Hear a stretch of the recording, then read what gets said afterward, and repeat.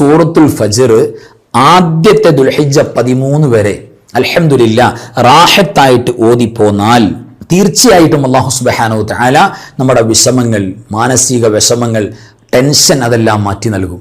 നമുക്ക് വലിയ വലിയ പ്രയാസങ്ങൾ, ദുഃഖങ്ങൾ ഉണ്ടാവും, അതൊക്കെ നീക്കും. വലിയ വലിയ രോഗങ്ങളിൽ നിന്നും അല്ലാഹു സുബ്ഹാനഹു തആല നമുക്ക് സലാമത്ത് നൽകും. ആ പരിശുദ്ധമായ സൂറത്ത് പാരായണം ചെയ്യുമ്പോൾ അല്ലാഹു സുബ്ഹാനഹു തആല ഉഫിറ ലഹുന, പാപങ്ങൾ പൊറുക്കപ്പെടാം, അല്ലാഹു നമ്മുടെ പാപം പുറത്തു തരിക, ആ വലിയ ഭാഗ്യം ഉണ്ടാകും.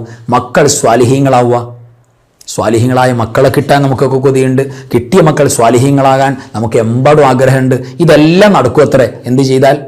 ദുൽഹിജ്ജ ആദ്യ ദിവസം മുതൽ ദുൽഹിജ്ജ 13 വരെ സൂറത്തുൽ ഫജ്ർ പാരായണം ചെയ്തു പോന്നാൽ എല്ലാവിധ ഖൈറും ബർക്കത്തും നൽകും. ഇനി ഈ ഒരു മാസം മുഴുവൻ അത് നമ്മൾ കണ്ടിന്യൂ ചെയ്താലോ? ബാക്കിയുള്ള ദിവസങ്ങൾ കൂടെ, അങ്ങനെ 30 ദിവസം ഈ ദുൽഹിജ്ജ മാസത്തിന്റെ എല്ലാ ദിവസവും പരിശുദ്ധമായ സൂറത്തുൽ ഫജ്ർ ഒരു വട്ടം വീതം നമ്മൾ പാരായണം ചെയ്തു പോന്നാൽ അൽഹംദുലില്ലാ അള്ളാഹു ഒരു 100 ഖിയാമത്ത് നാളിൽ നമുക്ക് തരുമെന്നാണ്. വലിയൊരു 100 പ്രകാശം.